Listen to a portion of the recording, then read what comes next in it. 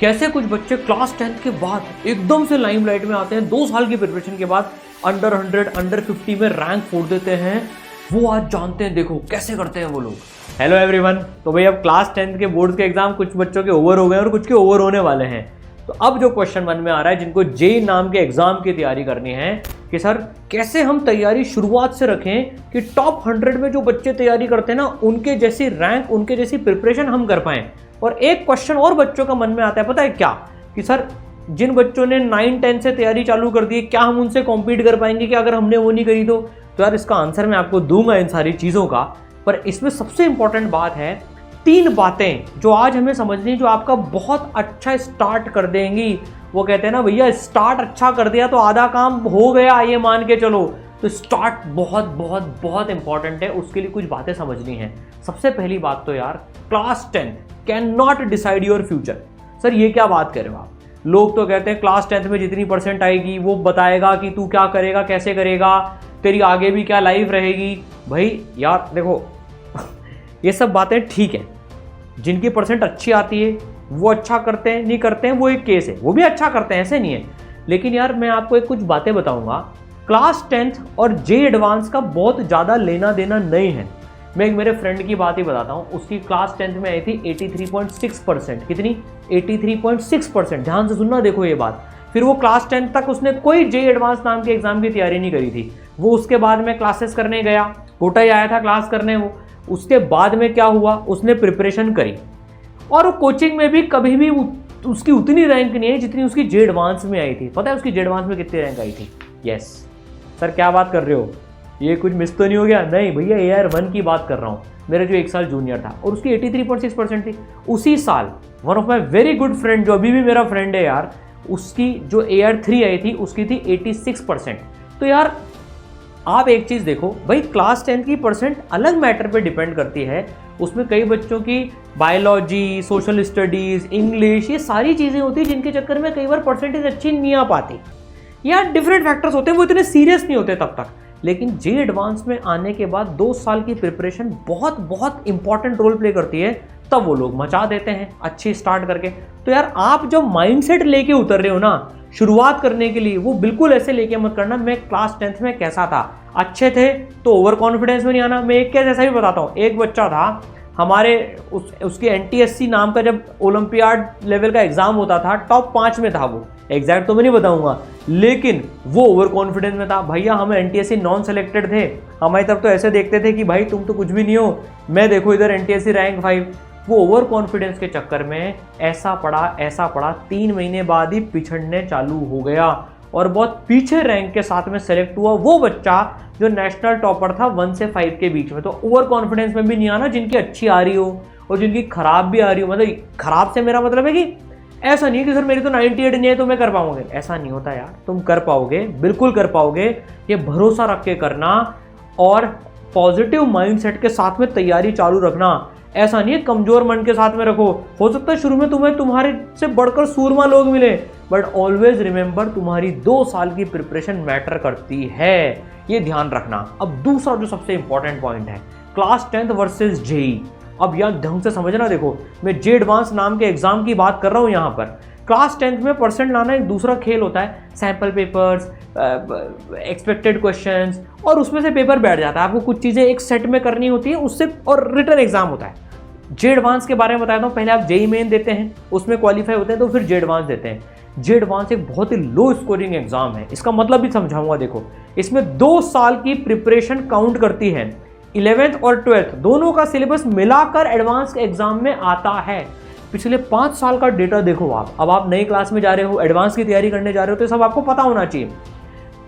2024 जो लेटेस्ट अभी साल गया जब जेईई एडवांस हुआ था, इस साल का तो पता नहीं, अभी एडवांस हुआ ही नहीं, क्योंकि 2025 का तो देखो 30% मार्क्स लाने पर आप IITian बन गए भैया। बच्चे IITian बन गए 30% मार्क्स लाने पर। 2023 में 23% पे भैया, यहाँ तो 17.5% पे IITian बन गए थे। क्या बात कर रहे हो सर? अगर मेरी क्लास 10th में इतनी रैंक आ जाए तो घर वाले जायदाद से बेदखल कर देंगे सर। तो भाई इसका मतलब क्या है कि ये इससे ऊपर परसेंट पे भी IITian बने हैं, नो डाउट, पर मैंने मिनिमम बताई है।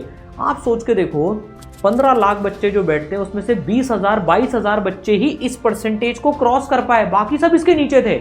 इसका मतलब जे एडवांस का कंटेंट स्ट्रॉन्ग लेवल का होता है, टफ लेवल का होता है। तो एक बात अभी से ध्यान रखना, आप अच्छा कंटेंट पढ़ रहे हो, अब ये बोर्ड के लेवल की पढ़ाई नहीं, अभी एडवांस के लेवल की पढ़ाई है। इसमें कंटेंट मैटर करता है, टीम मैटर करती है जो इस कंटेंट को बना रही है, जिस तरह से पूरी पेडागोगी चल रही है। जैसे यार ई सरल इज लकी, भगवान का आशीर्वाद है देखो यार, और आप सबका इतना प्यार है कि देखो आज इतनी जबरदस्त टीम है। एनके गुप्ता सर खुद आईआईटी कानपुर से हैं, 37 ईयर्स का एक्सपीरियंस है उनको। वो पूरा एकेडमिक कंटेंट देखते हैं, पूरी एकेडमिक प्लानिंग देखते हैं, तब जाकर हाईएस्ट सिलेक्शन रेशो आता है। इस साल 2024 में 1500 बच्चे अपने ड्रीम कॉलेजेस में गए हैं, हर 3 में से एक बच्चा अपने ड्रीम कॉलेज में गया है।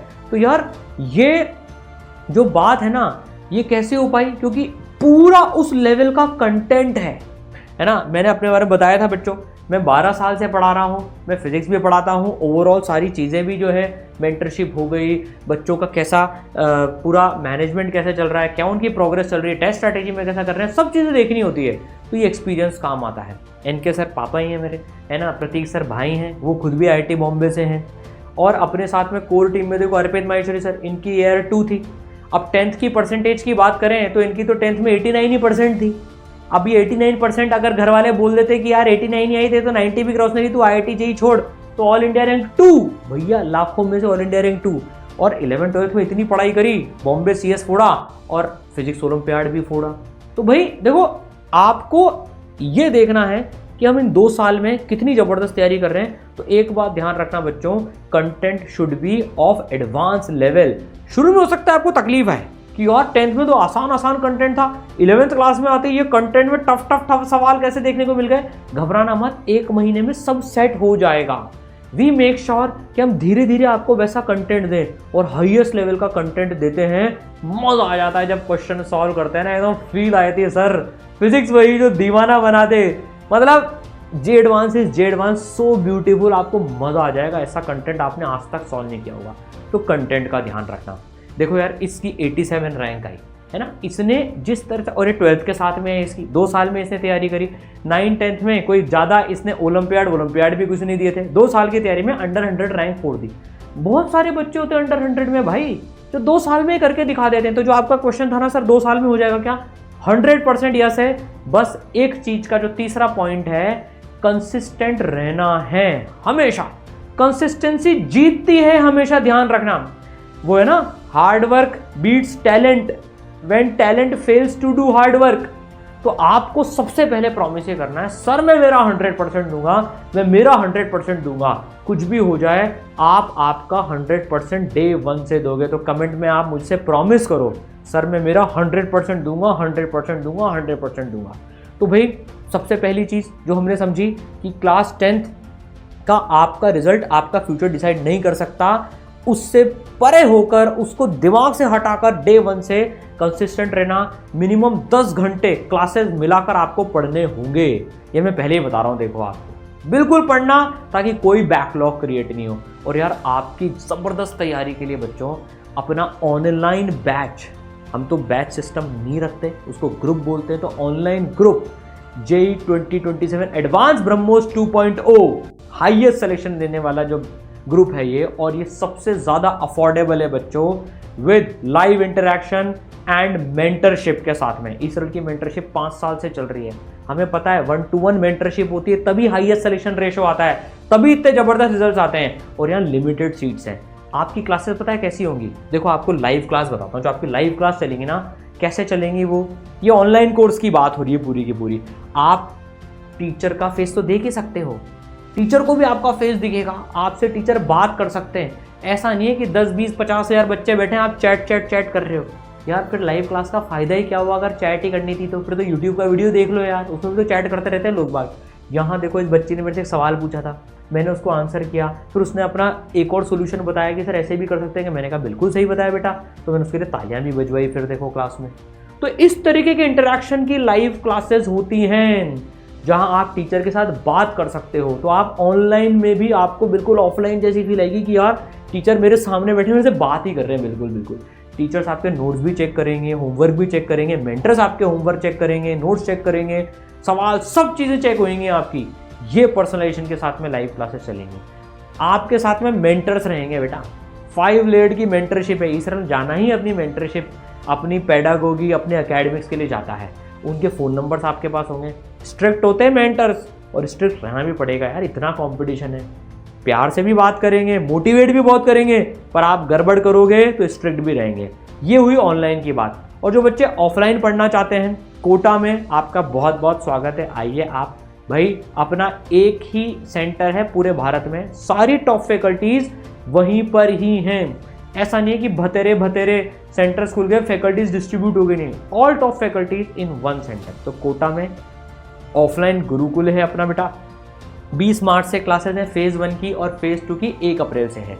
तो जब आपका बोर्ड खत्म हो रहा है, एज अर्ली एज पॉसिबल आप अपनी तैयारी चालू कर दें। यहाँ पर भी मेंटर्स आपको ऑफलाइन मेंटर्स मिलेंगे। यहाँ पर ऑनलाइन वालों को अलग मेंटर्स मिलते हैं, ऑफलाइन वालों को ऑफलाइन सेंटर पे ही मेंटर्स मिलते हैं। वो क्लास से निकलते वक्त भी आपकी कॉपीज चेक कर लेंगे, आपका पूरा एनालिसिस होएगा हर टेस्ट के बाद में कि बेटा कहाँ गलती करी, क्या हुआ। Highest level of personalisation, limited seats है बेटा। अपने यहाँ अनलिमिटेड एडमिशन्स नहीं है, लिमिटेड सीट्स हैं, लिंक डिस्क्रिप्शन में है। तो भाई क्लास 10th फटाफट खत्म होने ही वाली है, हो गई है कुछ लोगों की। 3 बातों का क्या ध्यान रखना है, रिजल्ट से इन्फ्लुएंस मत होना, जैसी भी आपकी क्लास 10 में प्रिपरेशन ही हो, आप बेस्ट अपनी तैयारी चालू करना। दूसरी बात, JEE advance low scoring exam है, टफ कंटेंट पढ़ना है, हल्का कंटेंट नहीं पढ़ना है अपने को खुश होने के लिए, नहीं, मेहनत करने वाला कंटेंट पढ़ना है। और तीसरा है, कंसिस्टेंसी रखनी है, डे 1 से ही बिल्कुल homework time to time complete करके 0 बैकलॉग पे खेलना है। Wish you all the best, मिलकर मचाएंगे बच्चों, ढेर सारी मेहनत करेंगे आपके साथ में, आप चिंता ही मत करना, आ जाओ बस, फोड़ देंगे अपन। All the best.